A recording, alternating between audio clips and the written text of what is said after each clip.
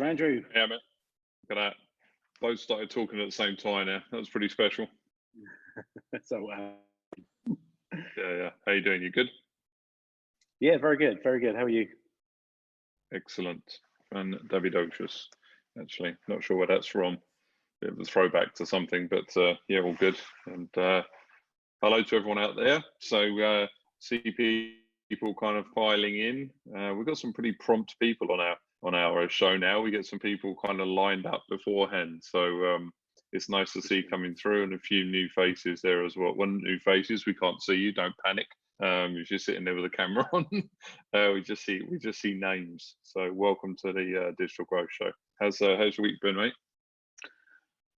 Good. Yeah, a bit of a short week this week. Obviously, we had a day off on Sunday, which is the start of our week. So, but yeah, so always playing catch up when that happens. But it was nice to get a break in. What about yours?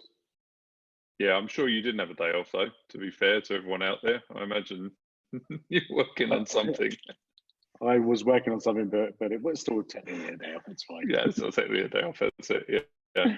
No, all good. Yeah, again, the short week presents different challenges. I think as exciting as it is to have that longer weekend, you end up just chasing your tail for the rest of the week. So, but good to be back into the thick of things. And actually, I'm you're usually super excited.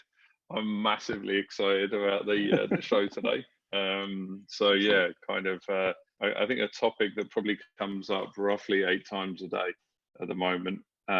So yeah, and probably half that, but before kind of COVID. But yeah, we're going to be talking pricing strategies today, right? Yeah, and honestly, I am super excited about this. But genuinely because just the importance of it, and I think it's very timely. Yeah. And it's something that I guess kind of never goes away, right? It's the totally argument and questions related to discounting and pricing models and things like that. But I almost feel that it's a topic that, for the wrong reasons, gets overlooked, right? When people are strategizing, obviously they are setting prices, they are kind of figuring out what they should be selling their products and services for. But there's more to pricing strategy than just discounting, and I think that's hopefully what we're going to run through today, right? Definitely.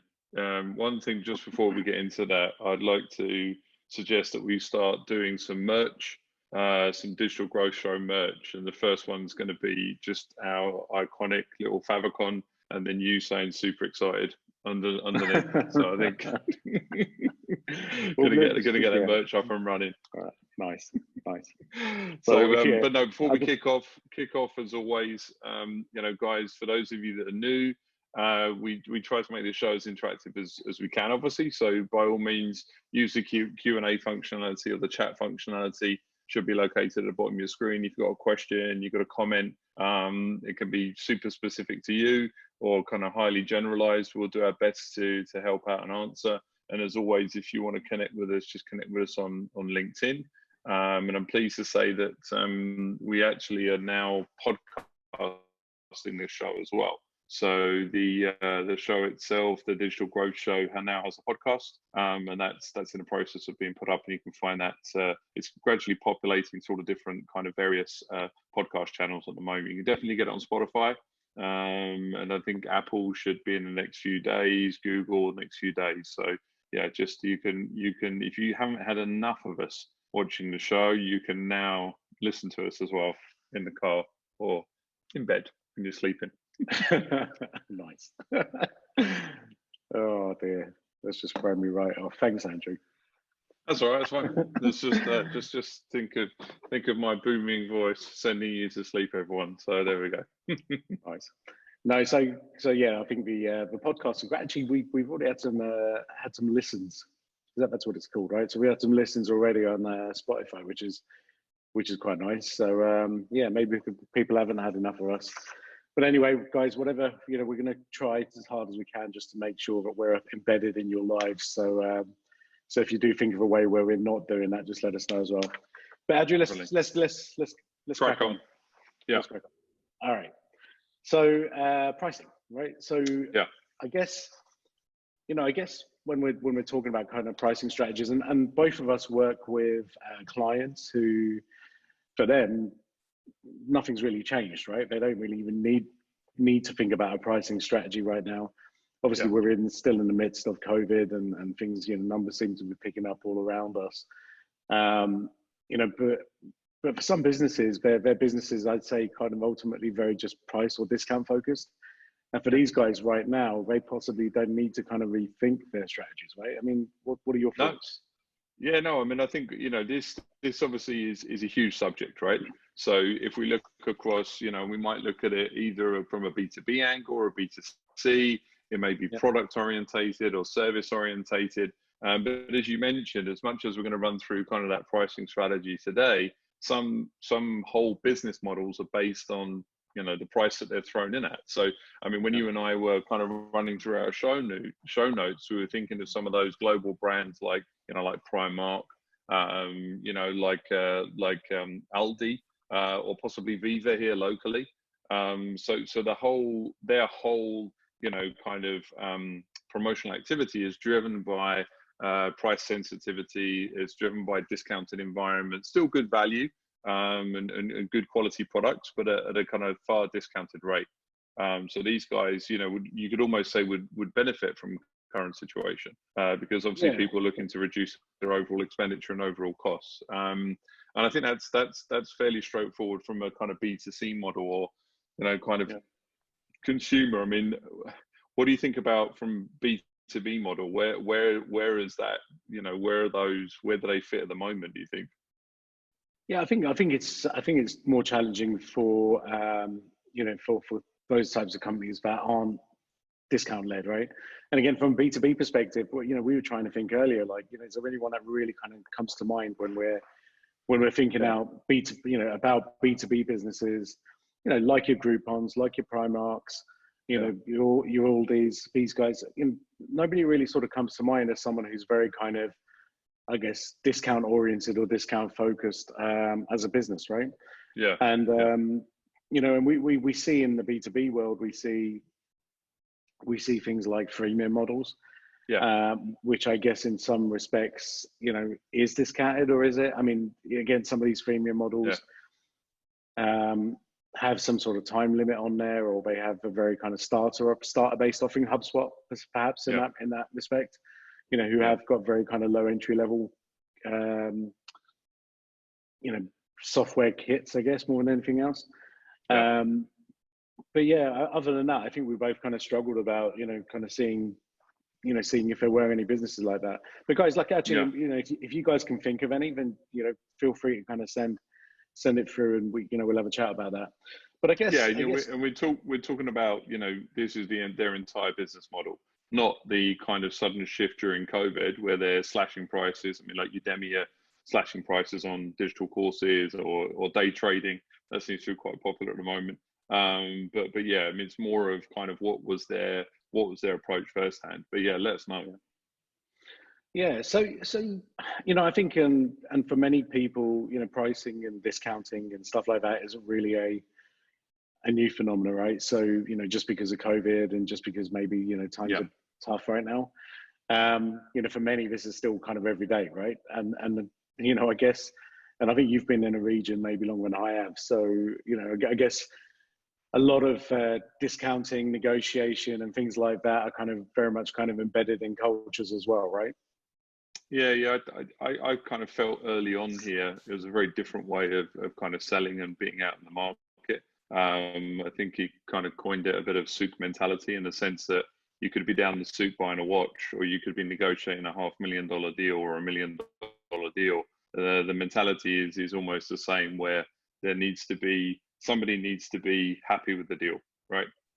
So whatever you kind of feel that value is, you kind of got that in your head, and there, no one would. I think I put up a post on LinkedIn, and I put first price, last price, and I've even caught myself saying it, right? Surely your first price isn't your last price. That can't be possible. So I think, culturally, in this part of the world where we're currently, obviously, both of us have been here for the longest time possible, probably actually with COVID. We haven't traveled, but anyway. So there is, you know, there's an expectation. There's an expectation you're going to be charged this price, and actually the real price is here. But it's kind of part of that dance, right? It's part of that dance to get to a point where both parties are ultimately happy. Probably one is happier than the other at that point, I'd say. Yeah, and actually, I think what's really interesting about it is there's genuinely nowhere, maybe in this region, where you can't walk in and try to negotiate some sort of deal. I mean, you know, it's funny. I've kind of, you know, just tried it in some retail stores if I'm going to make a decent purchase, if I'm going to buy some furniture and things like that. And I guess maybe, you know, in the UK where we're from, or maybe Europe or the US, you wouldn't typically go into a store and say, no, actually, what can you do on this price, right? Whereas I've done that and literally, and it's worked. And they've said, okay, let me. The second someone says, let me go and ask my boss, you know, there's a deal to be made. So that's it. Yeah, so it's I think it's fascinating. I think, you know, and I think you're right. It's kind of embedded within cultures. You know, in the Middle East for sure. I think in parts of Asia, this is kind of how you operate, right? You can't. Yeah. You know, you can never accept that first price because you know you're essentially paying maybe 2 or 3 times what you should be paying. But yeah, I think it's super interesting. But I guess, you know, let's kind of bring it back to business a little bit. But you know, when we talk about pricing models, pricing strategies, it always kind of seems to be times like this, right, where there's businesses are facing the challenge. You know, maybe it's a recession. I mean, obviously, what's happening with COVID is very new to us all. But from a kind of recession perspective, predominantly, you know, we see some type of downturn, and that's where companies start to really kind of look at, you know, do we need to you know, reduce prices? I guess a lot of this is kind of coming from, you know, maybe supply and demand. I mean, we're all kind of taught at school that, you know, that's kind of almost like the first rule of economics, which is, you know, if there's a lot of kind of demand in the market, you can put your prices higher. And if there's a lot of supply in the market, well, you know, that might be, you know, the reverse may happen. But the challenge, I guess, is I feel as if that works. I think that works maybe in certain sectors. So, for example, if we look at things like real estate, perhaps, you know, there's a lot of new property developments. We've seen it in Dubai, for example, and that's kind of forced prices down because maybe the demand isn't quite as high, or as it's not caught up with the level of supply. But I kind of I almost don't feel that applies though in a real business world. I mean, what do you think? Yeah, no, you do see it in some certain sectors, I guess, but there's you know, there's some organisations that, you know, you can't do that. I mean, if you look at, I guess at the moment, nobody that I know is kind of buying a new car, but you know, I mean, the guys down at, you know, Mercedes and Porsche and Audi, I mean, just because they've got this huge supply of cars and lack of demand doesn't necessarily, I mean, I'm not seeing 50% off.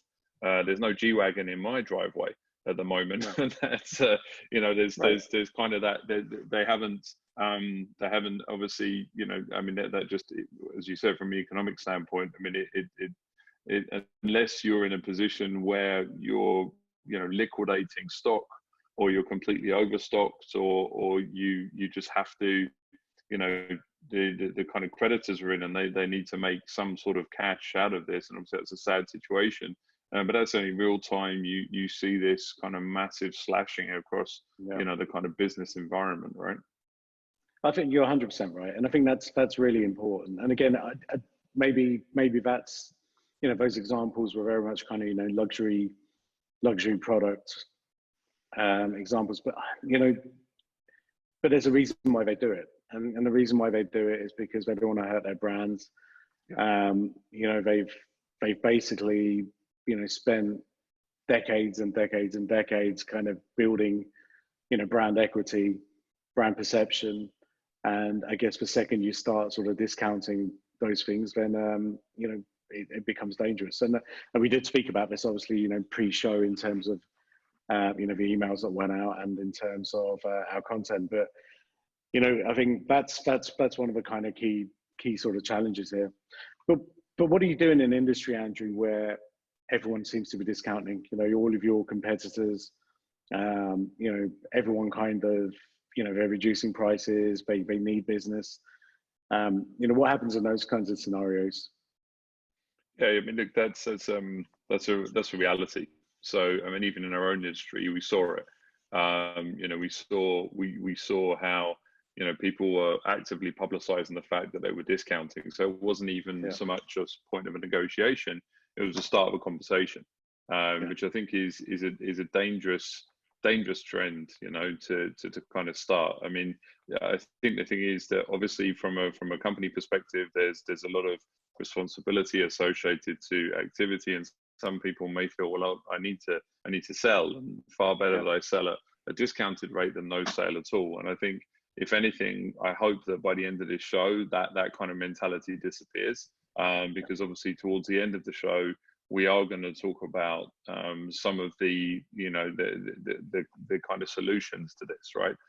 But that is a challenge, you know, the pressure associated to that. I mean, I think the thing is, and there's a big difference between leading with a discount mentality and then kind of having it in your pocket, or having it as part of a negotiation. I think as soon as you start to publicize that you are effectively only choosing us because of price, it's a dangerous precedent to send, right? Yeah, I think so, and I think we'll discuss that in a little bit more detail in a bit. I think one of the other kind of challenges is, you know, what if you're a new business right now? You know, so because I feel as if, you know, if you're a new company, you're entering a new industry, all of a sudden COVID's hit, you know, that's challenging, right? So perhaps you need some sort of unique differentiator, and perhaps price is that differentiator that you have to turn to, I guess, right? Yeah. I mean, I guess, look, I think what we are going to see, going back to your supply and demand, I think you're going to see a lot of people that are ultimately the entrepreneurial spirit, and also the access to certain tools and certain ideas and forced kind of environment is actually going to increase across the board, as far as there's going to be increased competition. So you are going to have people that perhaps have been working in the banking industry, and they're going to, you know, turn to being an analyst, for example, you know, and they're going to kind of start their own consultancy business, and that's going to impact on existing consultancy businesses. And then they have to rely on, well, we're new, but I've got 20 years experience of banking. So I think the thing is that, you know, look, it can form part of a strategy. I just think, again, the danger of hanging your hat and your coat and your gloves and everything else on price is dangerous, because as soon as you start to have that conversation, then the whole conversation is around price and it's not around value, right? And there's a huge difference between the price of something and a pricing strategy and the actual value of something, or the perception of value. So yeah, I mean, I think even when we've looked at new businesses, or we've had conversations with new business, we've tried to discourage them from leaping straight away into, you know, discounting culture, right? Just because they have no clients at that point, right? I mean, what do you think? No, I agree with that. I think that I think the problem with, you know, there's lots of problems with discounting potentially, but, you know, I think it's all of those things that you've mentioned from a kind of value perspective. And for these new companies that we advise, we say to them, look, the challenge here is that you're going to be setting a precedent, right? And that precedent you're setting is that this is the price and value of your product. Because and I think bringing it back, you can't look at price and value as exclusive elements, right? You've got to look at both of these things together. And the second that you value your product at this figure, which might be 20-25% less than perhaps what it's worth, your client or your customers are going to value it in exactly the same way, right? And I think that's the biggest challenge for me, because I think once you kind of set that challenge, it's or set that precedent, that kind of price point for your products or your services or for your business as a whole, that's where you've got huge challenges, and getting out of that may take years, right? I think is the biggest problem. Yeah. So I mean, I think the thing is that, you know, we kind of said this at the beginning, but the pricing strategy is a huge beast. You know, it's very different if you are, you know, incumbent, you've been here, you know, 20 years, 25 plus years, you've got a, you know, pricing, you've been, you know, organized at a certain price level for the last 25 years, people have been happy paying it, versus someone that's brand new, starting a new business, doesn't really understand the price point. so it doesn't even know where it is, not sure what they should be charging for their services. And the challenge really is that, you know, service and products to a certain extent can be all over the map, right? There's some things that we know, if I want to go out and buy a brand new iPhone today, I know I've got to spend the best part of 4,000 dirhams, right? Yeah. However, if I, you know, perhaps, I don't know, something very basic like a laundry service to get dry cleaning, I can actually get my shirt dry cleaned potentially for 30 dirhams or 8 dirhams. You know, same service, right? But some of them may be more convenient. So it may be an app that I can just, you know, and it gets picked up and it's contactless and it's and. Or the 8 dirham one may mean me jumping in the car, driving 15 minutes. So it's as much as we talk about pricing strategy and pricing, there has to be other things that we look at as well to understand where that price point comes in, right? Yeah, true, and that's part of the education process, I guess, more than anything else as well. Yeah, but I think, yeah, let's talk about a couple of other challenges, I think, and then, guys, what we want to do is we want to kind of look at some, you know, the impacts of some of these challenges when it comes to discounting. We want to kind of look at some solutions as well, and you know, a lot of kind of research has kind of gone into this, not just from us, obviously, but you know, kind of very kind of educated folk who focus on all of this, and pricing is a topic. And I think what we've seen more than anything else is actually it's just that natural thing that happens right now, right? Andrew's like, times are tough. We need to win more business. I think we were talking earlier, and you know, we just happened to be nearby someone, and I said to them, I was like, you know, from a consultancy business perspective, has your company reduced, you know, your sales targets? And they said no, and I was like, what? Even with this, despite COVID, we've had basically sales targets reduced. We've had marketing budget, sales targets have stayed the same. Marketing's been reduced. Expectations are obviously higher than they've ever been, and for some corporates, I think it's just a case of we need sales, right? Yeah. And so, in order to get sales, because again, that's such a key metric. I think it was trying to think who it was. Who owns the Dallas Cowboys? Jerry Jones. Jerry Jones. Oh, not him then. I thought it was the guy on Shark Tank.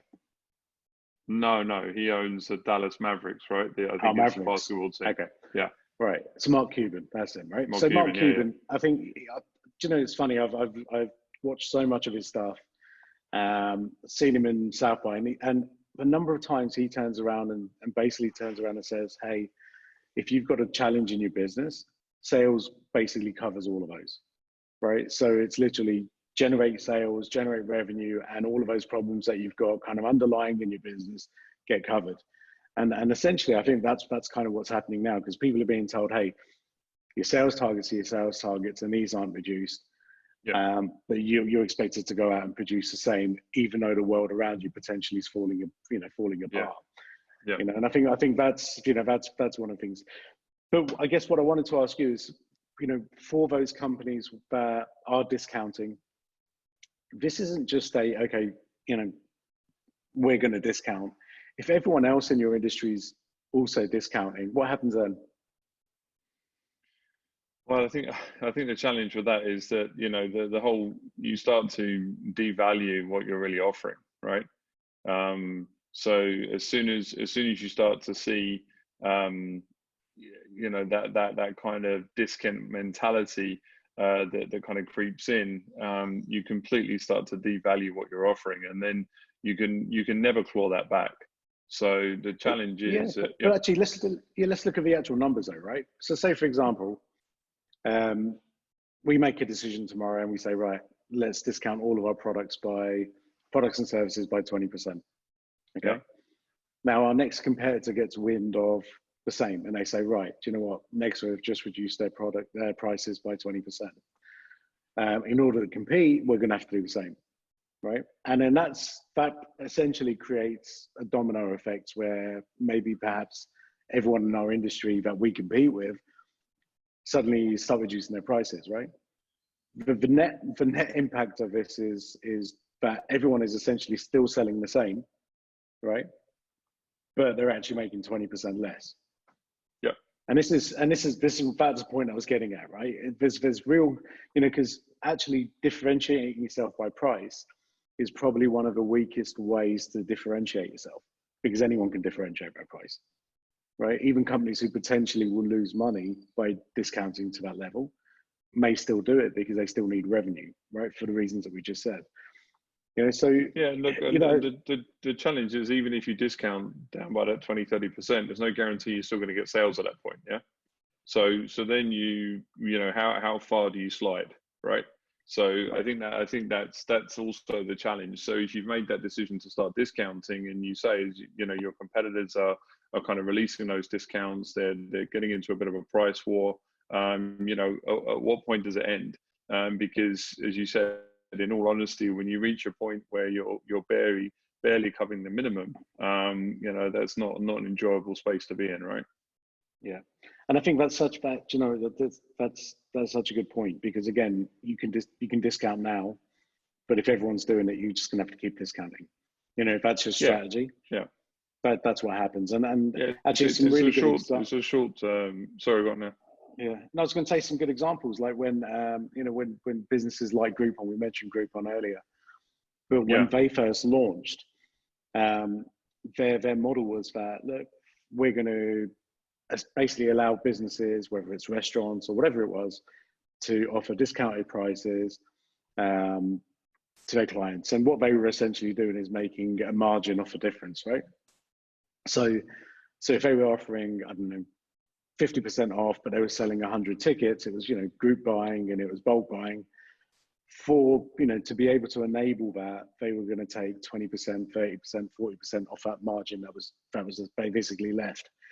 And what happened is, as more and more companies came into the industry, the only way they could differentiate, because essentially it was essentially the same product, they were using the same channels, but the only way they could differentiate is by saying, hey, look, Groupon are taking 30%, we'll only take 25%. Yeah. And essentially that industry, which was huge, and I mean, it was a massive almost bubble at one point, right? There are companies that were being bought for many, many millions of dollars. Their one differentiator was essentially price and discount and how much they were charging the retailer. And that became just reduced, because that was the only way people could compete. And it kind of almost destroyed an industry where all of the small players suddenly just exited, right? And then the only people that were left were essentially, Groupon and maybe one or two others. But that's the potential impact of, that slippery slope of discounting, I guess, right? Yeah, well, people have relatively short memories, mate. Look at Deliveroo, look at Zomato. Right at the beginning of COVID, a lot of these kind of delivery partners were charging 20-25%. They would charge an extra percentage for a safety COVID badge. I mean, there was kind of real gouging that went about at the time, across the board, really. And that, again, there was a bit of a revolt here locally. There was a few companies that started up a kind of no commission environment to kind of help out some of these F&B chains at the time. So yeah, I mean, at the time, Groupon had that scorched earth approach, I think, which worked in the States, because they could just go to different towns, and just that's it. You do a one-time discount, and then they moved on. But when they started moving this part of the world, it was a challenge. That person that was paying 5 dirhams for a burger didn't want to go back. They just wanted a 5 dirham burger. They wanted another 5 dirham burger, and you kind of lose that customer loyalty at that point. And going back to your point on price, there is a huge factor associated to customer loyalty, because if everything is driven by price, there's no real loyalty there. It's more driven on, just right, there's a deal, there's a deal, there's a deal. Yeah, and I think, do you know what? And I think loyalty is huge. So again, let's talk about the challenges from an existing customer perspective. Yeah. Right. So if you have been a loyal customer for years and years, or whatever it is, all of a sudden you find that some people, new customers, are now paying less than you for essentially the same service. Yeah. I mean, surely that's damaging for a business as well, right? Yeah, of course. I mean, I think the thing is that obviously, the challenge is first and foremost when you're trying to pull in new business and you start to go down this discounting route, you've got to look at what you've got in your own stable and try and understand the impact on them. Because if, for example, let's say that you are leading with discounts, why is it that as an existing customer, why can't I be treated the same? Now I know there was actually pre-COVID, this was a situation with insurance companies back in the UK where new customers were being offered huge discounts to start their premiums, and customers that have been loyal for the last 10 years are going, well, hold on a minute, why is it that I can't be looked after? And I think now there was an insurance company that did a whole ad campaign around customer loyalty and the fact that you've been with us 5 years, we've been with us 10 years, you'll always get better pricing than new customers, right? So you've got to be really careful when you're out there trying to fish for new business and neglecting your own customer base, right? These are people that have been loyal up to this point, have paid a premium price potentially, but now are kind of feel almost a bit cheated, right? Yeah, absolutely. Because I mean, naturally, I think they'll be feeling as if perhaps they've been ripped off all this time, or or whatever that kind of feels like. Because I think that people will be sympathetic to a point, but the reality is why is that next company paying less than I am, right? And I think that's why is that next person paying less than I am, and I think that's always going to become more important than just being sympathetic. So yeah, I think there's definitely a kind of challenge there, but also I think the other side, Andrew, and I think when you are discounting, you also start to encourage perhaps the kind of people who you typically wouldn't work with. I think we can call them sort of bad fit clients potentially, right? Yeah, I think you start to attract those, and again, I think there's many challenges with that, right? Yeah, I mean, look, I think the thing is we should probably establish at this point there's a real difference between, organizations or individuals that want to work with you and try to have an open and honest grown-up conversation about the fact, listen, this is the budget I've got, want to work with you, I want to kind of make this happen, but appreciate it may not work out. There's a huge difference between that individual and give me a discount. I'm only going to work with you if you give me a discount, right? And I think we see that some of the time, especially in like a US operation. There's not a mentality they want a discount, but basically they want the opportunity to work with us, let's say, or other organizations, but they want to try and come to an agreement. And I think that's important to differentiate as well. So, the challenge is if it is discount, there could be other challenges associated to that. So it may be payment issues. It may be, expected terms of credit, for example. Well, not only do I want a discount, but I actually want to, pay you in 60 days, or I want to do this, and there's people that will obviously take advantage of a difficult situation. And those are the individuals that you don't potentially want in your organization long term, because those are the ones that disrupt your whole environment, right? And you kind of get into a difficult situation where they also start to impact. We've spoken about existing customers, but if their demands, are kind of unreasonable, let's say, because you've signed up to those demands, right, as part of the discounting policy, the challenge then comes where you start to impact your existing customer base as well. Yeah, I agree, and I think that's really where you start to get real business challenges, because I think what typically starts as maybe a revenue challenge suddenly turns into an operational challenge, because you've now got these potentially low-paying, bad fit clients whose demands are excessive, and it adds kind of pressure in the whole system. And I think, look, and we've seen that in the past as well, where we feel as if, okay, this would be a great company to work with, but actually it turns out to be a very bad fit client, and there's definitely consequences on the back of this. And I think that's part of the challenge with that kind of, the discount side of it, because maybe you just attract more, and I think it becomes difficult to say no potentially, especially if you're trying to survive, right? Yeah, of course. Yeah, I mean, I think the thing is that the consideration here, that really, like we said earlier on, I mean, the whole point today's show is a bit of a discussion and just to sit back and have a bit of a think, right? So it may be that you do need to take on some clients, but also have a bit of an exit strategy.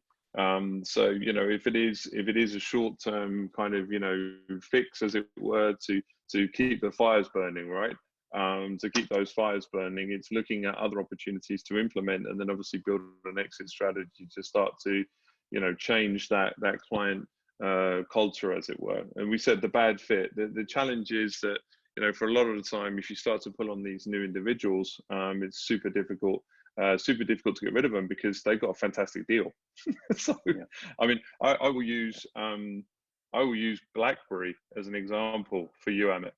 Now, you were one of these guys that had the roaming package on BlackBerry, remember? Yes. For Etisalat. And I mean, Etisalat worked really hard to try and get you off that, right? For many years. Yeah, it was, well, basically, yeah. I don't know if they were responsible for the downfall of BlackBerry, but they might have been. Such was the deal. I mean, it was unlimited international roaming for basically no money. But you're right. I mean, so and also to try and shift me off that upsell to me, it was never. It's a great deal. Yeah, it's never going to happen. Yeah. Why? I had an uncle of mine back in the UK. I remember on a 1-to-1 contract, and he had this brick for years. And you'd say, Graham, why are you walking around with this brick? He's like, listen, man, I got 3 minutes international for life. I'm not going to get rid of this. And it got to the point where basically, the cell towers weren't picking up his phone. It was that old. But still, he wouldn't release himself from it. But not necessarily he's a bad fit client. You're a bad fit client. It's just there's a deal there, right? So even if you've managed to get yourself a good deal, it's why would you leave, right? Why would you kind of want to exit somewhere else, for sure? Yeah, and I think and like what we said, it's not just then you start potentially with a client that's making you no money, but it's also again, trying to get an extra 10% out of them just doesn't happen. But no, anyway, Andrew, so I think that we've got some kind of solutions, some alternative ideas, things that we've played around as well. So I'm happy to share our experiences with some of the strategies that we've employed. But one thing we've had a question that's come in from Lana, and Lana's really talking about things like inflation. Prices are likely to sort of increase over time. And that we see this with industries like airlines, for example. But in terms of price hikes, I think again it's you've just got to be super difficult, because if you are not adding any additional value, and once you've set that price, surely it becomes almost impossible to increase prices, right? Even at the rate of inflation. I mean, there's a lot of people who expect to pay less over time instead of more over time, right? Yeah, I guess. I mean, obviously, she's mentioned here specifically around kind of gym equipment, and I think some of these are relatively unique to the kind of current environment we live in, where there's a comfort level associated to perhaps going to the gym. So people want gym equipment, they end up buying gym equipment. We saw a price surge on antibacterial masks, etc., where there was a high demand, and instead of, as you said, we go supply and demand, no, the prices started to eke up. I mean, I know, the price of swimming pools, for example, the people in the States are kind of getting their home environment, set up so they don't have to travel, so they can enjoy their home space. I've seen a lot of my friends here have got these above ground pools or looking to get a pool into their place, so they're not going out just in case we get locked down again. So I guess there is an element of kind of price hike as well, associated to kind of supply and demand. I mean, some of those are nuances associated to being here. I know there's some particular gym equipment at the moment that isn't available for 6 months, just because the demand is so high in the US at the moment, right, that in all honesty, this part of the world is insignificant for them. So the challenge of getting things in this part of the world, obviously versus US, is that they can sell in their own backyard. So why would they bother the headache of kind of this part of the world? So some of that is balanced, but I'd say, as much as we've been looking at pricing strategies and the way that people are discounting, we approach pricing strategy very different, right? And this is part of some of those solutions that we want to suggest. Yeah, exactly. So look, I think let's tackle some of these. I think we touched on one of these earlier, which is should companies just adjust sales goals? Yeah. And while that seems very logical, I do understand that for larger organizations this becomes difficult because they've got stakeholders with very clear expectations, who aren't going to allow for any kind of changes in forecasts. But yeah, I mean, so adjusting sales goals is obviously one way. Another thing, I mean, and again, a lot of people are doing this, is reducing costs and overheads. Very simple things here, obviously. And we're not going to dwell on those too much because we know there's a lot of that happening. But sometimes it's not just about staff and resources potentially, but there's other overheads. I think I was moaning to you earlier, Andrew, that the next check for our office has just gone out, which means we've basically paid, I don't know, a ridiculous amount of money. Our contract got renewed in March, and just a week before COVID, I believe it was, and obviously we've had pretty much an empty office for the last 5 months now, but paid a substantial sum of money. But again, that's a type of cost that potentially we should be looking at, kind of maybe reducing. That makes us maybe more competitive, allows us to maybe be a bit more sort of flexible. But I think the other thing, though, a lot of people perhaps are going through right now is looking at the products and services they're offering, Andrew. Right? Yeah. Should they continue to keep offering the same products and services they were doing pre-downturn? Yeah, I think you've got to take a deep dive on this. So I think as you mentioned, some of the initial basics of kind of reducing costs. Yeah, okay, tick box and kind of adjusting some of those sales goals. But you also need to look at your offering. You've got to try and realize, do you need to adjust the offering for current climate? And some businesses have. So some businesses perhaps that were during the closed period with restaurants. I mean, even example from a huge global player. Like KFC, at the time, their online delivery only accounted for 20% of their overall revenue. So they had to make a huge adjustment and pivot to their technology stack to enable people to, receive, buckets of chicken in their home versus going to get it. So I think the thing is, from a business perspective, you do need to look at your product offering. You need to understand, do I need to scale back on what I'm offering? So if I'm offering, 10 services or 10 products, could those 5, equally allow me to still be profitable? I think focus on the things that do make you money. So, at the moment, it may be that you drop some lost leaders and you start focusing on those products and services that really do, actually make you money and don't cost you too much to still offer. And that may be, for example, resources associated to that particular service or product offering as well. And I think that a lot of companies that we've spoken to, they haven't actually gone through that. They've kind of said, okay, right, what do we do? Right, we've got a discount, we've got to do this, we've got to do that, instead of saying, well, hold on a minute, perhaps we just need to focus all of our energy and efforts in this one area, right? And see the product, see the competitive set, see what they're offering, and try and take an alternative path possibly. So it is a good time to see that service or product offering, right? And then I mean, what with that? I mean, also looking inwards. I mean, what do you think about from a customer perspective? Your existing customers. How do you look at those guys? Well, look, I mean, the facts are that it costs you less money to retain a client than it does to go and find a new one, right? Yeah. And right now, if everyone's out there searching for new clients and they're perhaps discounting and using tactics that you're not prepared to do, focus on retention. And look, and that's one thing that we've done, right? And we've very much kind of looked at it and said, okay, look, actually our retention rates are pretty high, but how do we make them higher? If we retain 5% more clients during this time, and again, we don't know how long this is going to carry on for, that actually equates to quite a lot of money saved, and it's money that we don't have to go and replace with potentially cheaper products and services. So retention is absolutely key, and I think again, different sort of tactics for that, but just speak to your clients, speak to your customers regularly, see how their businesses are faring, see if there's any kind of support that you can give. We've had clients that have come to us and said, look, we can't afford to pay you what we were paying you before, but we want to keep working with you. What did we do? We didn't actually say, okay, cool, here's a discount. We've actually gone back and said, look, well, that's fine, and we understand the situation, and we love working with you guys too, but we're going to have to reduce some of those deliverables. So, we understand that you can pay maybe 40% less than what you're paying, but actually the only way we can do that is by giving you 40% less. service essentially, right? Or product, or whatever those deliverables are that we're contracted to do. And that's a fair conversation, right? And we've actually had no pushback from that. We've not had to discount for any.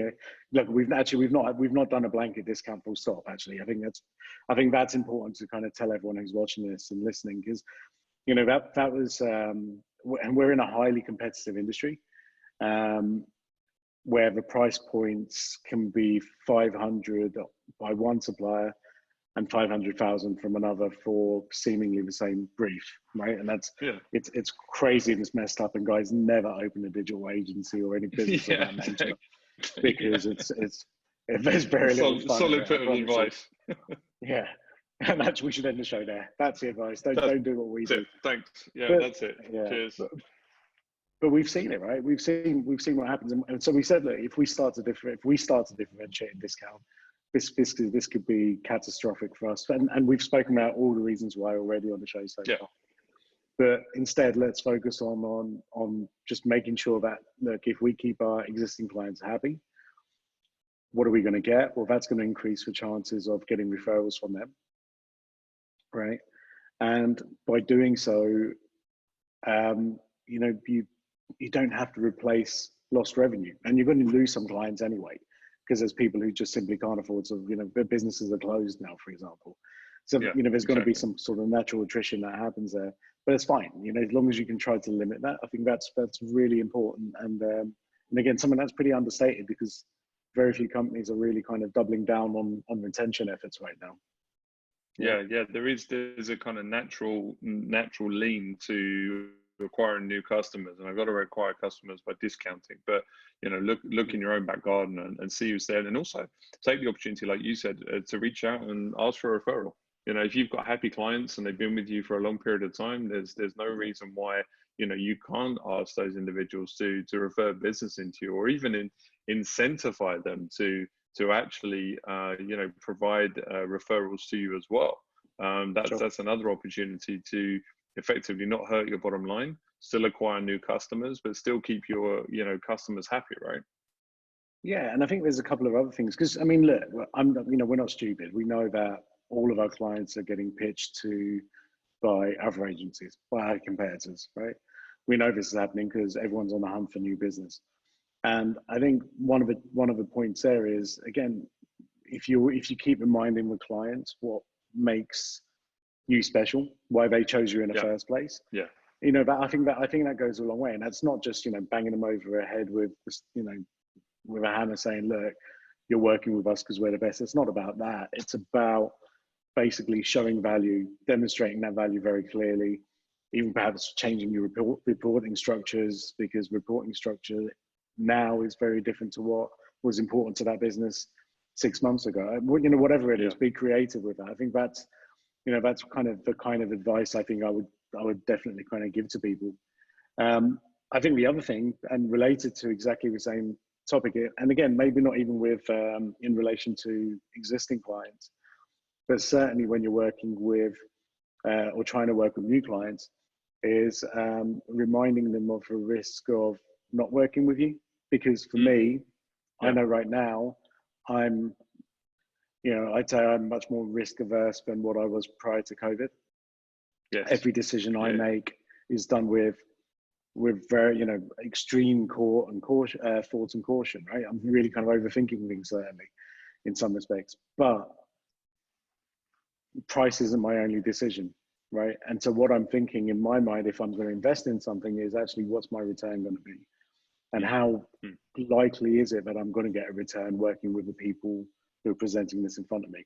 And if I feel as if I believe in them, they've got a track record, I trust what they say, and they've demonstrated that before, to companies similar to ours, well, actually, I'm going to be less likely to try and push them hard on price, right? As long as I'm paying a fair price and I know what my return is going to be, why should I push them on trying to get it cheaper by 5 or 10%, right? I want them to do a good job for me.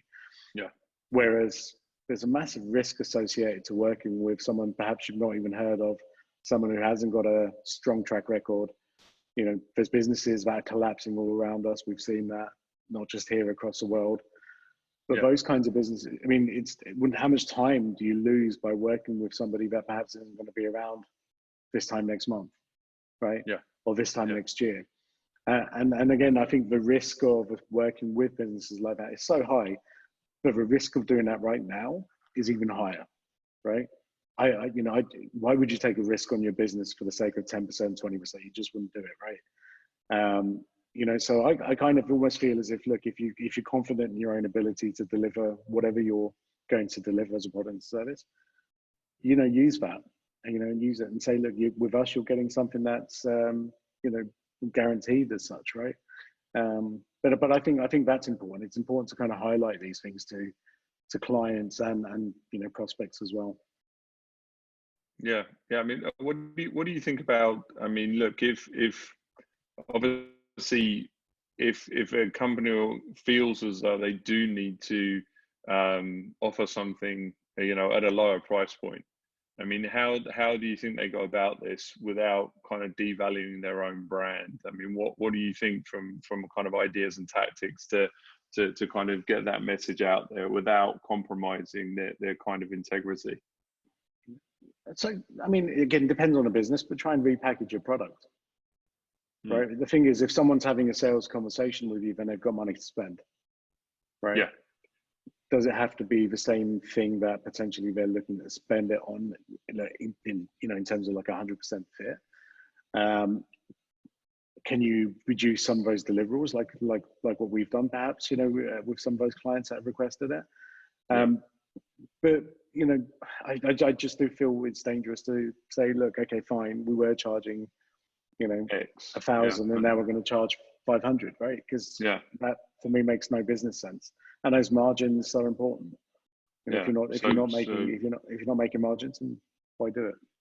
Go after the Ford Lincoln model or the Toyota Lexus model versus everything costs a Toyota. It's kind of differentiate on kind of some sort of brand or kind of product offering, as it were. Yeah, so it could be a brand new product offering, right? A light version of whatever's being offered. It's funny. I see like gyms are reopening and stuff like that, and there's a lot of offers. But actually, again, do you need to just reduce, or do you just basically say, hey, look, take a half gym membership, right? I don't know. People aren't being creative. I'm just seeing discounts, if that makes sense. But I'm just saying, hey, you're going to save this, but they're not being creative for actually the value that they're given. Why kind of, because look, if someone's giving a gym membership for 50% discount now, how are they ever going to get someone paying a full price again? Yeah, no, true. How are they going to get it? It's interesting. The gym conversation has popped up quite a lot today with two individuals that, I mean, can you remember last time you stepped foot in a gym? Me? Yeah. Like 10 minutes before the show. I've got a treadmill upstairs. Brilliant. It's a really expensive clothes hanger. Yeah. It's a nice treadmill, apparently. Yeah, that's it. Yeah, it looks good. I think that there's an opportunity. So if you do, like you said, if there is an opportunity to potentially discount, make it perhaps a bit more creative. So I think it goes back to that value thing, right? So you don't have to just discount on price. It's the value and the added value of kind of what that offering is, right? Sure. What is it additionally, or how is it packaged, or looking even potential partnerships with other organizations. I mean, we spoke about this way back when we said, what are some of the tactics from a COVID situation? It may be that you reduce your product or service offering and you partner with someone and you say, well, look, okay, you take that piece, I'll take this piece, we both win. Because obviously, costs are less, overheads are less, but obviously we're delivering the same complete products, but obviously, just in an equal footing. Or perhaps you just give a discount and say, hey, I will give you 10% off, but what you're going to have to commit to is a 5-year contract and pay me a year up front. Yeah. Okay. I mean, look, I think the thing is, value's got to be both ways, right? So, and again, we've done that. If someone has said, look, my budget's this, but I do want this. And we said, okay, cool, we'll do that. But what you're going to have to do is commit to a longer term period than you would have typically. Yeah. And perhaps you need to pay us a large chunk of that up front, right? Yeah. Because then we're getting value out of it. Yeah. Yeah. Shows commitment. Yeah. Yeah. And I think that's also important. But I think if somebody came and said, hey, we need a 20% discount, we want exactly the same deliverables, and we're not going to move from our side at all. I think that's where, and I think that for me is a telltale sign that, again, this is a potential bad fit client. This is someone who isn't working with you. They are, there's just demands out of there that are perhaps not realistic. Yeah, true. So it's important. We've had an interesting joiner, Andrew. Have you seen somebody who's just joined the show now? Joiner. Yeah, I think it might be a robot. It's not a name, it's a number. Yeah, that's true, actually. Whoever you are. Hi. That's amazing. It's just, sorry, if you can tell us your name, sorry, we just had a participant, and they come in late to the game as well. I think they've obviously got caught up for the last 50 minutes. 50 minutes, they should have just seen the time. So yeah, they just got caught up. So they heard we were talking about price and they jumped in. So Sandra, look, I think again we're kind of wrapping up in the next couple of minutes, but what I want to I guess it's a tactic that it's not really a tactic. I think once you've got sort of enough confidence about you in terms of business, in terms of your offering, we kind of almost have this as part of our sales training now, which is the power of no. And I don't know, do you want to kind of talk about the power of no? Because I think it's quite good fun and it's quite interesting. Yeah, I guess, look, it is a sales tactic out there. So just like the yes sale, do you want to be safe and secure? Yes. Do you want to make sure your family is taken care of? Yes. Do you want to, yes. But the power of no is I think something that obviously it's only something really you can employ when you have a level of confidence in your product or service offering that you can back up. And then also the confidence to understand who you want to work with as well. So a lot of the time we actually will tell people, look, this isn't for you, right? Or we feel like this just isn't going to work, or oh no, I want to work on this. It's not going to work, right?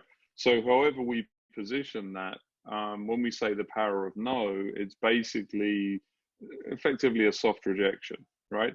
And that throws people, right? It really throws people because obviously ultimately they believe that they're the ones who are kind of making the decision.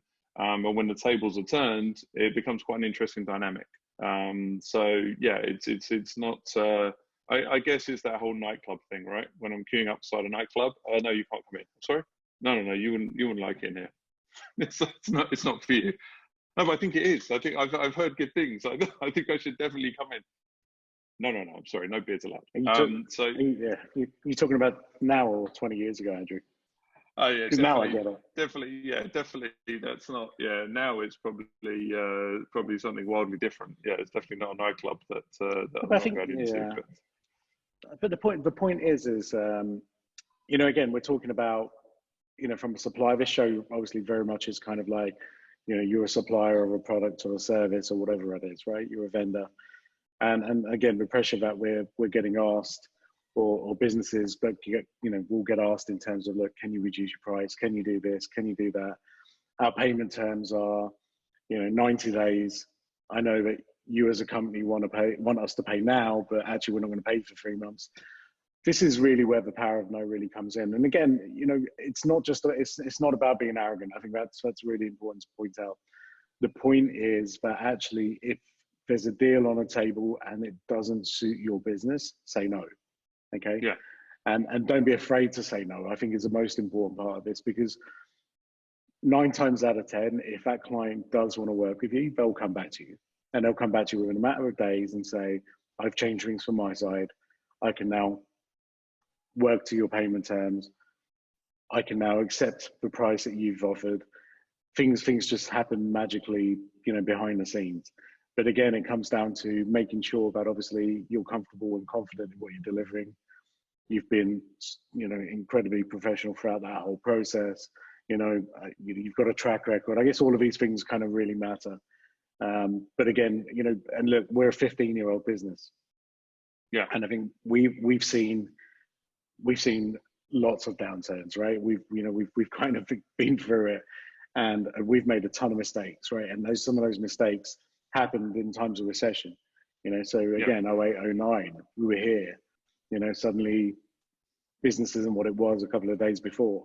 And so the tendency is, okay, do we reduce prices? But honestly, I'd say from a personal perspective, the challenges that you face, the consequences of reducing those prices are so high, and they're very, very damaging. And I guess the purpose of this show today was really to kind of say, look, there are alternative ways of doing things. Take a step back, think about things. Don't be afraid to say no, because if that person does want to work with you, and they've already indicated that they do because they're negotiating with you, saying no is not necessarily a bad thing. Yeah. No, I don't think it's not a negative thing.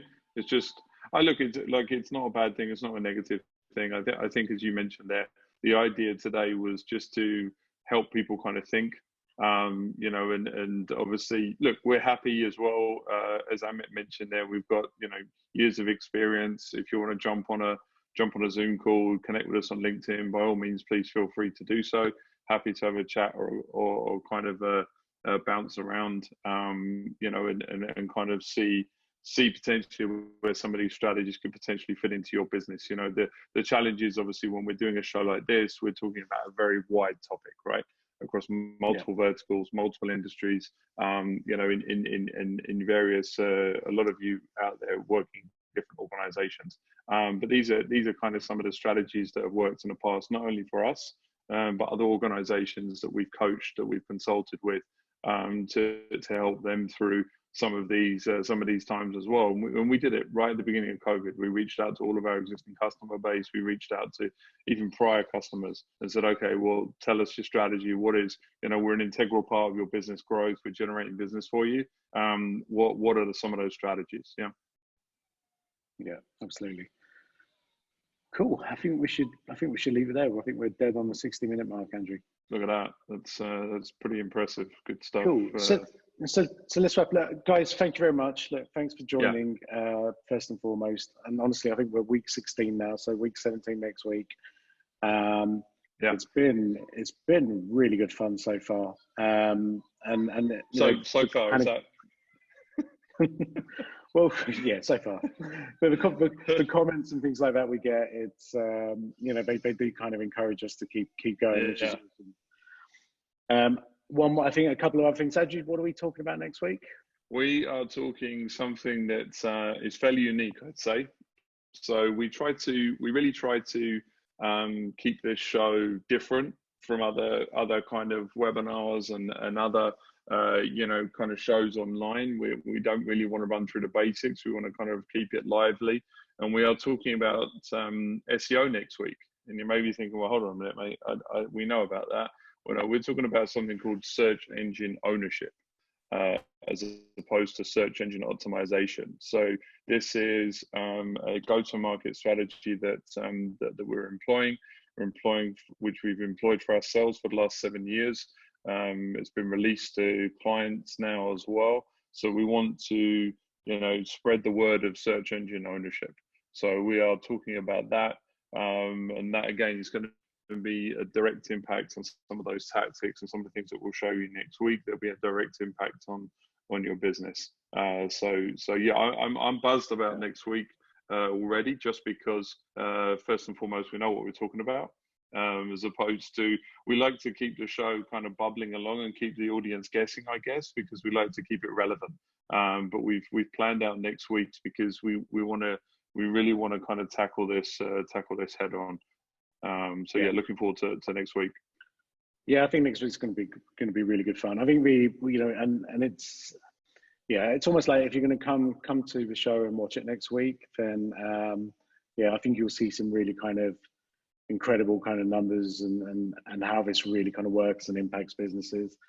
It's almost like the old SEO is definitely dead, and I think what we've been driving through with search engine ownership is is going to be an incredibly powerful tool for businesses moving forward. So yeah, actually can't wait to share some of the details there. So yeah, awesome. Guys, awesome. Cool. Good. Thanks for joining us, guys. Again, we've just released our podcast now. So if you don't get a chance to watch the show, or if you're listening to the show now, I guess we should say that. If you're listening to the show, thank you very much, and appreciate the support. We definitely have a kind of core group of people that we see every week. So, super happy and super buzzed that we've got some fans. Perhaps we ought to do a poll next week and say, you here for Amit or you here for Andrew? Team Amit, Team Andrew.